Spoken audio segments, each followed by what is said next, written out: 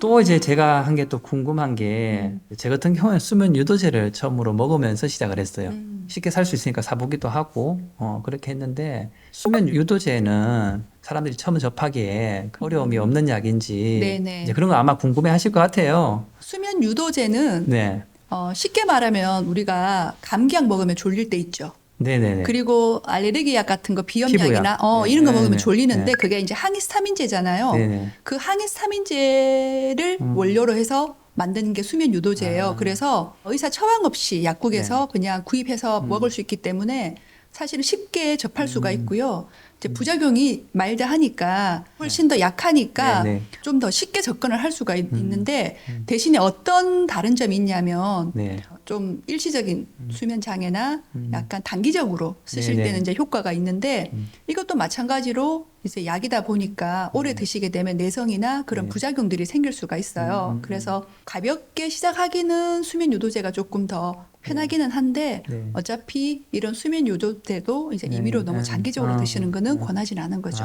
그렇다면은 숙면을 못 취하고 불면을 가지고 있는 사람들은 수면 유도제라도 이제 복용을 해서 네. 잠을 잘 잘 수 있게끔 하는 게 네. 좋겠네요. 네, 그렇죠. 네. 그래서 저희 약국에서는 실제로 이제 그런 분들이 네. 꽤 많이 오시거든요. 음. 그러면은 뭐 스트레스 받은 일 있다, 뭐 신경 음. 쓰는 일 있다, 아니면 이제 잠자리를 바꾸면 네네. 잠을 못 잔다 네. 이런 분들한테는 이제 음. 수면 유도제를 음. 드리고요. 음. 약국에서는 이제 뭐 한방이나 천연으로 만든 수면 네네네. 유도제들도 네. 있으니까 그런 네. 것들을 응용해 보시는 것도 괜찮으세요. 네. 한약 같은 경우에는 네, 이제 뭐 의존성이라든지 그런 것들이 안 네, 생긴다고 네, 생각하고 네. 한약 수면제 같은 거를 많이 네. 찾는 사람들도 네, 네, 많더라고요. 네. 네. 너무 심한 불면증 같은 경우는 네. 조금 이제 효과가 음. 없는데요. 음. 그래도 좀 단기적인 거나 일시적인 거 같은 경우에는 네. 그런 천연 성분의 네. 수면 유도제를 네. 복용하시는 것도 좋은 네. 방법이 되죠.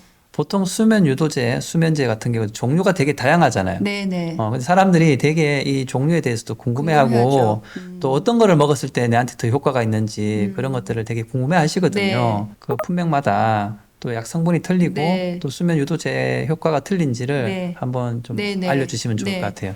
저는 꼭 말씀드리고 음, 싶은 음, 게 그런 유튜브나 이런 뭐 정보를 찾아서 본인한테 음. 이게 맞겠다 싶어서 드시는 거는 저는 절대 아, 반대고요.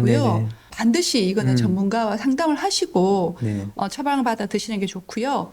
수면 유도제는 약국에서 지금 시중에 판매되는 거는 딱 두 가지예요. 아, 두 가지밖에 네, 네. 없어요? 성분이 두 가지예요. 아, 네. 이제 대표적인 것을 제가 음, 갖고 왔는데 요거는 디펜히드라민이라는 네. 성분이고요. 요거는 독시라민이라는 네. 성분인데 가장 많이 찾는 성분들입니다. 근데 네.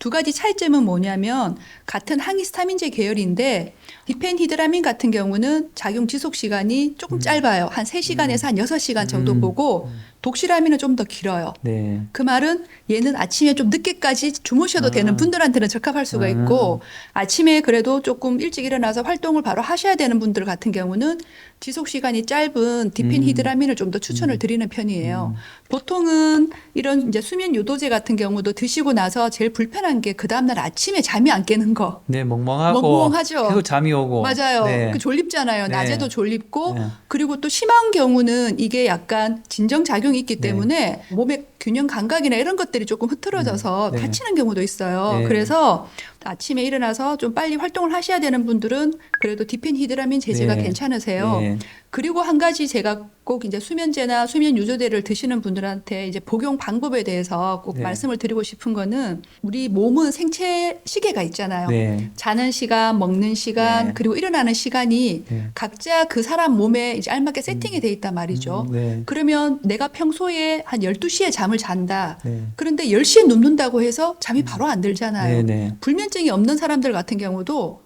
뭐 내가 자는 시간보다 일찍 잔다고 해서 눕는다고 해서 잠이 안 네, 오거든요. 맞아요. 그래서 이런 약을 먹었다고 해서 나는 원래 12시에 자는 사람인데 10시에 이 약을 먹고 내가 바로 누웠다고 한다고 해서 잠이 온다는 게 아니니까. 네, 아니잖아요. 네, 그래서 꼭 말씀드리고 싶은 거는 내가 평소에 자는 시간에 그걸 계산을 하셔가지고 특히 수면 유도제 같은 경우는 드시고 한 30분이나 1시간 정도가 지나면 효과가 아, 나타나요. 네네. 그래서 그거를 계산해서 드시는 게 좋고요. 네, 그리고 최소한 한 7, 8시간은 좀 음, 잠은 자는 시간을 네네, 계산을 하셔가지고 네, 그 다음날 아침에 지장이 없도록 그렇게 네네. 해서 드시는 방법을 아, 꼭 네, 추천을 드립니다. 그리고 보통 이런 수면 유도제 같은 경우는 2주 이상 연속으로 드시는 거는 절대 권하지는 않고요. 한 3일 정도 최대한 네. 3일 정도 드시고는 휴약기를 좀 가지셔야 돼요. 네, 네. 그래서 그 휴약기 동안 내가 내 몸의 정상적인 수면 리듬을 찾을 수 있도록 네, 네. 그렇게 좀 하시면서 약을 네. 드시는 게 안전하게 내성 없이 의존성 없이 드실 수 있는 방법이 되겠죠. 저는 이제 들으면서 궁금한 게 네. 그러면은 이 아까 두 가지 약이 있는데 네. 어떤 게 더 잠이 잘 오나요?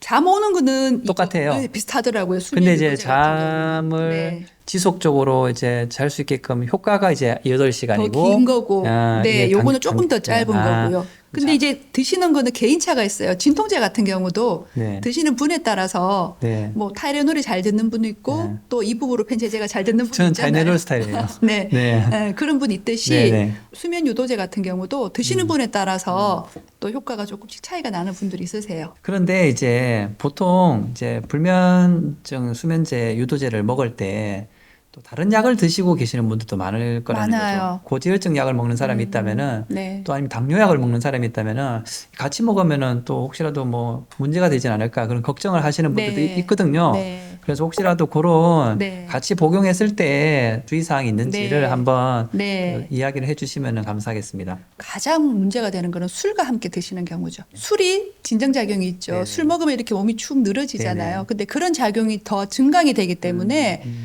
약효도 더 세게 나타날 뿐더러 부작용도 더 심해질 수가 있어서 특히 이제 수면제 먹고 사고가 나는 경우는 거의 술과 같이 드셨을 때가 굉장히 네네네. 많아요. 네. 그래서 가능하면이 아니라 술은 절대로 절대 같이 안 된다. 드시면 안 되고요. 네. 이게 항히스타민제라고 했잖아요. 네. 우리가 먹는 일반적인 감기약에 대부분 이런 항히스타민제 아. 성분이 들어 있어요. 네.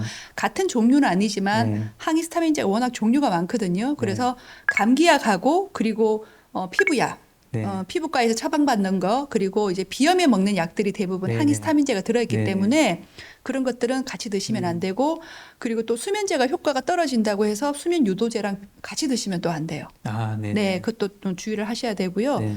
또 보통은 이제 이런 수면제의 부작용 중에 하나가 연세가 드신 분들, 특히 남자분들 같은 경우는 이제 전립선 비대 같은 거 많잖아요. 네. 이제 그런 분들 같은 경우는 이런 그 수면 유도제 성분이 약간 그 요저류 현상이라 그래서 소변을 네. 다 내보내지 못하고 네. 조금 남겨두는 그런 현상들이 네. 있어요. 그래서 전립선 비대증이 있거나 아니면 배뇨 장애가 있는 분들한테는 네. 조금 신중하게 선택을 아, 하셔야 되고요. 네. 좀 시야가 흐려지거나 안압이 네. 올라가는 경우도 있거든요. 네, 네. 그래서 이제 녹내장 있는 분들 네네. 그런 분들한테는 금기로 돼 있어요. 그리고 이제 천식이나 이런 거 있는 분들, 폐호흡기 쪽으로 안 네. 좋으신 분들도 네. 드시면 안 돼요. 네, 그리고 네. 뭐 심혈관계 질환이 있는 분들 같은 경우 뭐 예를 들어 협심증이나 부정맥이 있는 분들은 네. 이런 약에 좀 더 예민하게 반응을 할 수가 있어요. 아. 그래서 그런 경우는 좀 조심을 해야 근데 되겠죠. 그런 분들은 만약에 음. 불면증이 있어서 이런 약이 필요로 하다면은 네. 뭐 처방 본인이 처방받는 처방의와 반드시 상담을 하시고 전문의를 네, 통해서 상담을 네. 통해서 이제 하실 수 내용을 있도록. 받아서 드시는 네. 게 가장 안전한 네. 방법이 되는 거죠. 네. 꼭 참고하셔가지고 여러분들이 그렇게 주의해서 또 복용을 하시면 좋을 것 같습니다. 그러면은 오늘 또 마지막으로 약사님이 생각할 때 불면을 지금 못하고 힘들어하시는 분들을 위해서 드릴 수 있는 좋은 꿀팁이 있다면은 네. 뭐 어떤 게 있을까요? 수면 장애가 많잖아요, 사실은. 많아요. 네, 네. 꼭 불면증까지 가지는 않더라도 그래서 그런 분들한테 꼭 말씀을 드리는 네. 건데요. 스마트폰. 공감합니다. 네. 네. 특히나 잠자기 전에 최소한 30분 전에 스마트폰 네네. 그때까지만 보시라고 말씀을 드리는 이유가 우리가 스마트폰을 보고 있는 동안에는 네. 뇌가 계속 각성되어 있잖아요. 네네. 그럼 내가 계속 각성된 상태에서 내가 바로 눕는다고 해서 잠이 안 오죠. 네. 그래서 그런 경우는 꼭 30분 전까지 네. 최소한 네. 스마트폰을 보시고 잠자리에 스마트폰 들고 들어가지 말라는 겁니다. 네네. 왜냐하면 내가 잠이 안 온다고 이렇게 하고 있다가 순간적으로 또 스마트폰을 봐요. 네. 그러면 한두 시간 그냥 훌쩍 지나갑니다. 네. 네. 금방 시간 가잖아요. 네. 그래서 본인이 그 네. 불면증을 극복하고 이기고 싶다면, 싶다면 네. 스마트폰 잠자리에 네. 들고 가지 않는 거 굉장히 중요한 부분이고요. 네. 또 한 가지는 커피.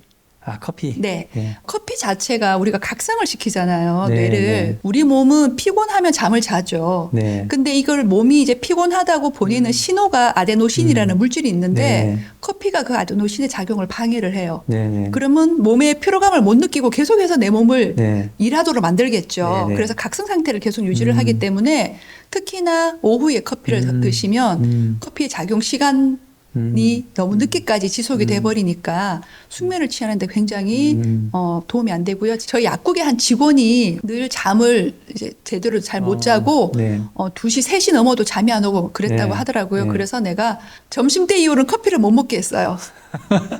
그랬더니 진짜 잠이 수면이 맞아요. 질이 완전히 달라졌어요. 네네. 그래서 지금도 점심때 이후로는 최대한 커피를 안 먹고 네. 커피 먹은 날은 확실히 잠을 네. 잘 못 잔대요. 네네. 자도 왜 이렇게 깬 듯 만 듯 그 상태가 되기 때문에 점심 이후로 커피 먹는 거는 정말 이 불면증을 이기고자 한다면 꼭 네네. 지켜야 되는 부분이고요. 네. 또 한 가지는 저희가 항상 말하는 게 멜라토닌이잖아요. 네네. 이 멜라토닌이 그냥 내 몸에서 생기는 게 아니거든요. 네네. 이제 낮 동안에 내가 네. 햇빛을 보면서 네. 운동을 할 때 네네. 우리가 우리 몸에는 세로토닌이 생겨요. 네네. 행복 호르몬이라고도 네네네. 이야기를 하잖아요. 네.